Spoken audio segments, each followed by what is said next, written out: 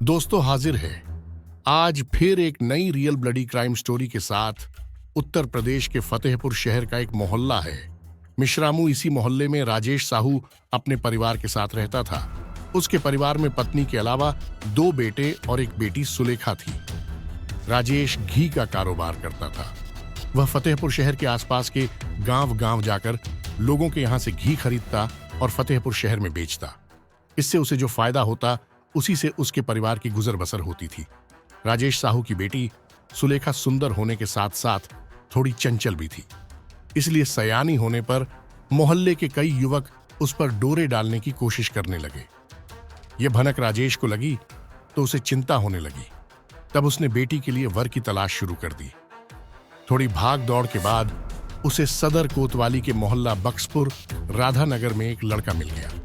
लड़के का नाम राजू प्रसाद साहू था। उसके पिता भगवान दीन साहू के पास 5 बीघा उपजाऊ भूमि थी। भगवान दीन के 2 बेटे रामबाबू तथा राजू प्रसाद थे। रामबाबू का विवाह हो चुका था। वह अपने परिवार के साथ अलग रहता था। राजू पिता के साथ खेती किसानी करता था।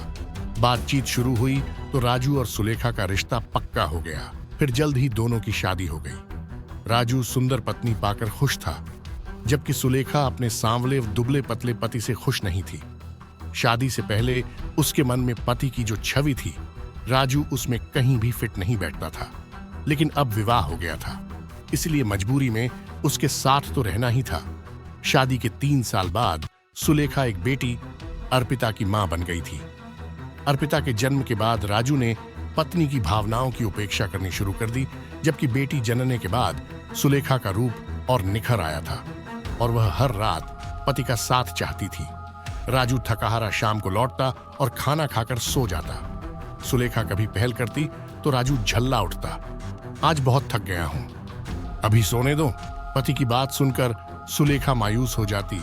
राजू की कमाई से घर का खर्चा तो किसी तरह चल जाता था, लेकिन सुलेखा अपनी हसरतें पूरी नहीं कर पाती थी। एक तो शारीरिक इच्छाएं, दूसरी अधूरी तमन्नाएं, ऐसे में औरत बहकने लगती है। सुलेखा भी बहकने लगी थी। उसने पति को दिल से निकाल दिया था और तमन्नाएं पूरी करने के लिए किसी नए साथी की तलाश में जुट गई थी। इन्हीं दिनों राजू प्रसाद साहू के घर रामराज का आना जाना शुरू हुआ। रामराज बांदा जिले के करौली गांव का रहने वाला था। रिश्ते में रामराज राजू का मौसेरा भाई था। रामराज साहू ट्रक ड्राइवर था। वह खूब पैसा कमाता था। वह स्वयं तो पीता ही था। उसने राजू को भी शराबी बना दिया था। सुलेखा की सुंदरता और चंचलता की वजह से रामराज का दिल उस पर आ गया था। वह जब भी सुलेखा के घर आता, मौका मिलने पर उससे हंसी मजाक करने से नहीं चूकता। सुलेखा भी उससे खुलकर हंसी मजाक करती थी। वह भी उसे मन ही मन चाहने लगी थी और अपनी तमन्नाएं पूरी करने को लालायित थी। रामराज गबरू जवान था। एक दिन रामराज आया तो राजू प्रसाद घर में नहीं था। सुलेखा को अकेली पाकर उसके दिल की धड़कनें बढ़ गईं। वैसा ही कुछ हाल सुलेखा का भी था। उसने इठलाते हुए कहा, आओ देवर जी, कैसे आना हुआ? भाभी, ट्रक लेकर प्रयागराज जा रहा था।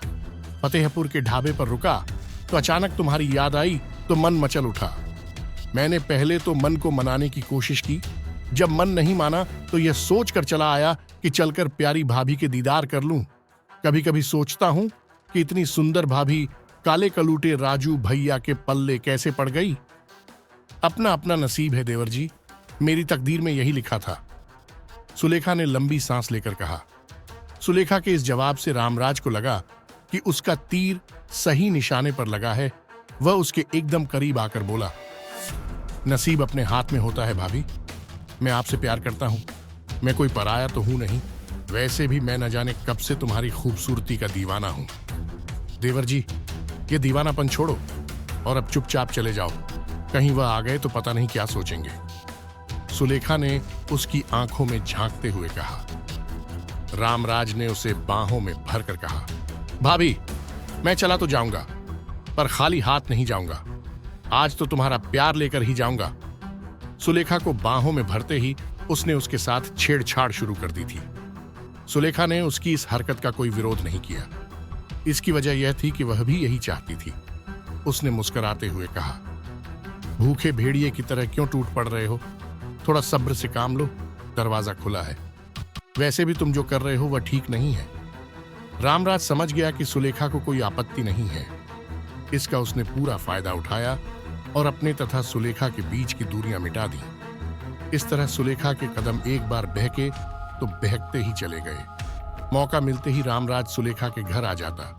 सुलेखा भी उसका हर तरह से सहयोग कर रही थी। इसकी वजह यह थी कि वह उसके पति से हर मायने में 21 था। सुलेखा ने रामराज से अवैध रिश्ता बनाया तो वह उसकी हर तमन्ना पूरी करने लगा। वह उसकी आर्थिक मदद तो करता ही था, उसके लिए नई साड़ियां तथा अन्य सामान भी लाता था। राजू उसके आने पर कोई टोका टाकी न करे, इसके लिए वह उसे मुफ्त में शराब पिलाता था। सुलेखा और रामराज का यह अवैध संबंध चोरी छिपे सालों तक चलता रहा। आखिर कब तक उनका यह गलत संबंध छिपा रहता? वे समय के साथ लापरवाह होते गए। परिणाम स्वरूप एक दिन राजू प्रसाद ने दोनों को आपत्तिजनक स्थिति में देख लिया। फिर तो उसे समझते देर नहीं लगी कि उनके बीच यह खेल काफी दिनों से चल रहा है। रामराज चूंकि उसका मौसेरा भाई था और उससे ज्यादा ताकतवर भी था, अतः राजू प्रसाद ने उससे सीधे टकराना उचित नहीं समझा। उसके जाने के बाद उसने सुलेखा को आड़े हाथों लेते हुए कहा, शर्म आनी चाहिए। तुम्हें यह सब करते हुए एक बच्ची की मां होने के बाद तुम नीचता पर उतर आई हो। इसके बाद जब दोनों में तू मैं शुरू हुई तो बात बढ़ती गई। राजू को गुस्सा आ गया तो उसने सुलेखा की जमकर पिटाई की। लेकिन इस पिटाई के बाद भी सुलेखा ने रामराज को नहीं छोड़ा।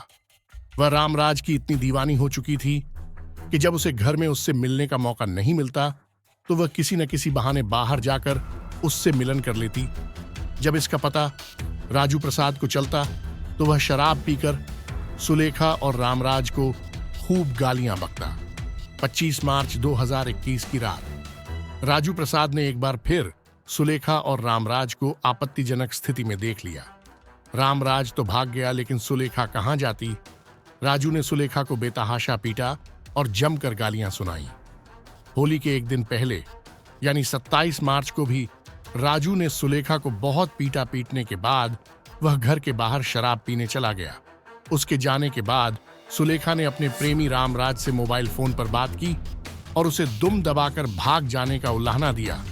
उसने यह भी बताया कि राजू ने पीट पीट कर उसकी देह स्याह कर दी है। अब वह उसका जुल्म और बर्दाश्त नहीं करेगी। जल्द ही कोई रास्ता निकालो। अब वह उससे तभी मिलेगी जब रास्ते का कांटा साफ हो जाएगा। 28 मार्च 2021 को होली थी। रामराज बाइक से दोपहर 12 बजे राजू प्रसाद के घर जा पहुंचा। उसके मन में तो नफरत थी, लेकिन उसने दिखावे के तौर पर राजू के पैर छुए और बोला, भैया आज होली है, गले मिलने आया हूं। अपनी गलतियों की माफी भी मांग रहा हूं। हो सके तो मुझे माफ कर दो। राजू प्रसाद ने एक नजर रामराज के चेहरे पर डाली और फिर उसे गले लगा लिया। इसके बाद दोनों बातचीत करने लगे। बातचीत में उलझाकर रामराज ने उसे शराब पीने के लिए राजी कर लिया। इस बीच रामराज ने सुलेखा को इस बात की जानकारी दे दी कि आज वह चुभने वाला कांटा निकाल फेंकेगा। इसके बाद रामराज ने राजू को अपनी बाइक पर बिठाया और निकल गया। दूसरे दिन सुलेखा रोते हुए जेठ रामबाबू के घर पहुंची और उसे बताया कि राजू कल दोपहर से घर से गायब है, पता नहीं कहां चले गए। रात भर वह उनके लौटने का इंतजार करती रही। उनका पता लगाओ, उसका जी घबरा रहा है। रामबाबू ने सुलेखा को शक की नजर से देखा, लेकिन उसने आश्वासन दिया कि वह राजू को ढूंढेगा। इसके बाद रामबाबू ने राजू प्रसाद की खोज शराब के ठेकों, बस अड्डा, टेम्पो स्टैंड पर की, पर उसका कुछ पता नहीं चला। नातेदारों के यहां भी वह नहीं गया था।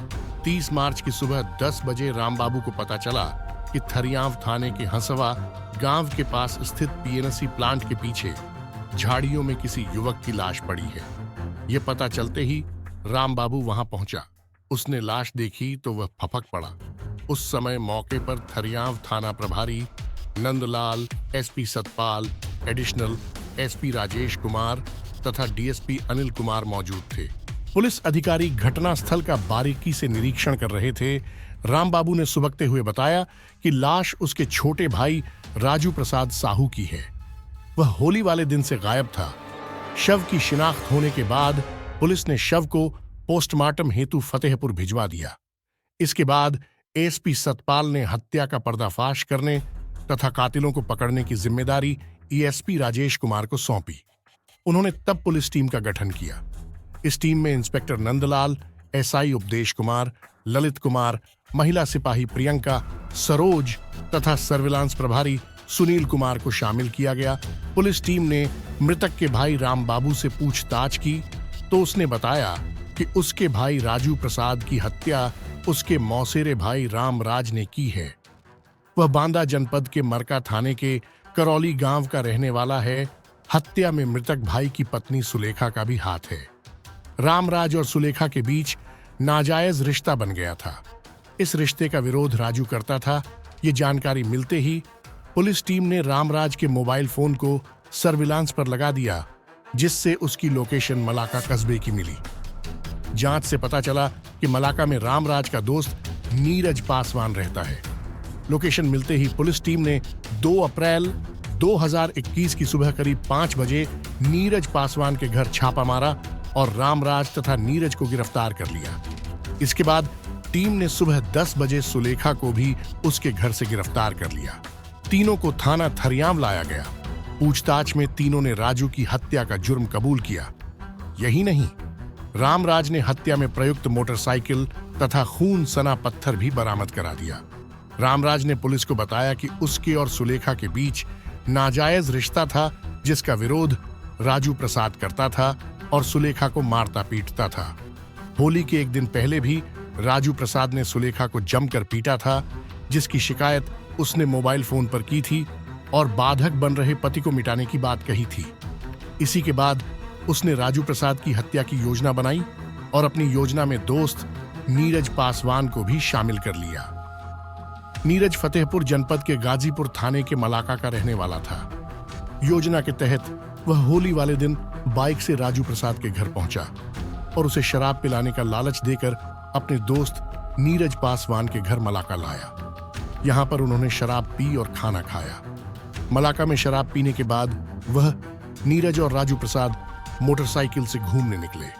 वह बाइक से हुसैनगंज, छिविलाहा, हथगाम होते हुए पीएनसी प्लांट पहुंचे। प्लांट के पीछे बैठकर उसने राजू प्रसाद को फिर शराब पिलाई। इसके बाद राजू प्रसाद जब नशे में अर्ध बेहोश हो गया तो उसने नीरज की मदद से पत्थर से सिर कूंचकर राजू प्रसाद की हत्या कर दी और वापस मलाका आ गए, जहां से पुलिस ने उन दोनों को गिरफ्तार कर लिया। थाना प्रभारी नंदलाल ने बयान दर्ज करने के बाद मृतक के भाई राम बाबू की तहरीर पर भादमवी की धारा 302(200) फर्स्ट के तहत सुलेखा, रामराज व नीरज के खिलाफ रिपोर्ट दर्ज कर ली तथा उन्हें गिरफ्तार कर लिया। 3 अप्रैल 2021 को थाना थरियाम पुलिस ने अभियुक्त रामराज, नीरज व सुलेखा को फतेहपुर की कोर्ट में पेश किया, जहां से उन तीनों को जिला जेल भेज दिया गया।